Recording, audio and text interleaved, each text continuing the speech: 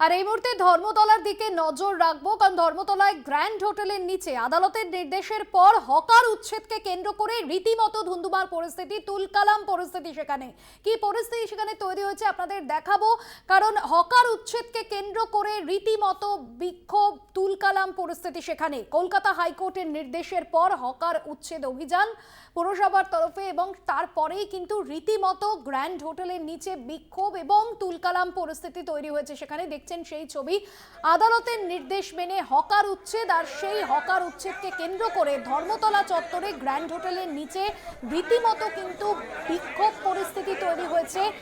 সেই ছবিতে তুলে ধরছি আপনাদের। আমাদের প্রতিনিধি সরাসরি রয়েছেন ধর্মতলা থেকে দুর্গাদাস বন্দ্যোপাধ্যায়। দুর্গাদাস, এই মুহূর্তে সেখানে কি পরিস্থিতি তৈরি হয়েছে?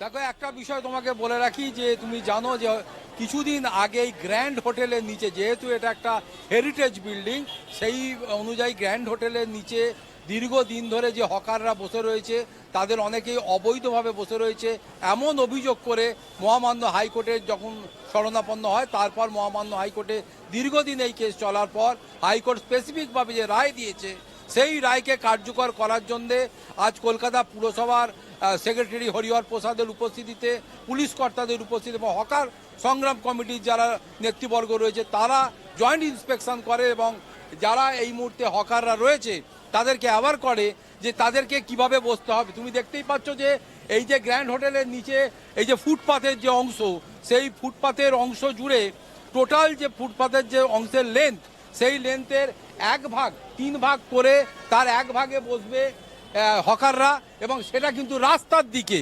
এবং এই যে দেখতে পাচ্ছ যে এই যে হলদে যে লাইন, এটা কলকাতা পুরসভার পক্ষ থেকে করে দেওয়া হয়েছে হাইকোর্টের নির্দিষ্ট রায় মেনে। এই হলদে লাইনের এপারে কোনো হকার আসতে পারবে না।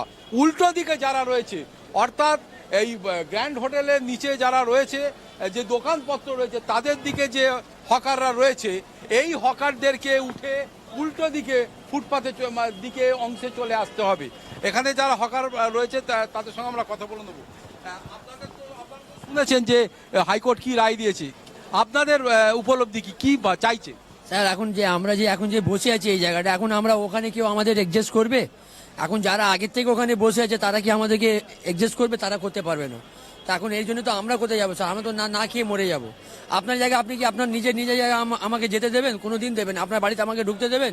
মেন এইটাই এখন প্রশ্ন আছে স্যার আমাদের। অতএব বুঝতেই পারছো যে যারা এই দিকে বসে আছে, অর্থাৎ দোকান যেদিকে রয়েছে সেই দিকে যারা বসে আছে, তাদের মনে একটা সংশয় রয়েছে যে উল্টো দিকের যারা বসে রয়েছে তাদের সঙ্গে তারা অ্যাডজাস্ট করতে পারবে কিনা।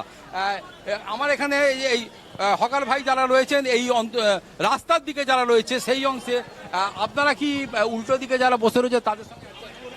হ্যাঁ, কি করতে হবে? আর কোনো রাস্তা নেই তো, কিছু করা হবে তো। সবে তো এদিকে কাজের জন্য এসেছে, টাকার জন্য করতে হবে, এডজাস্ট কি করবো।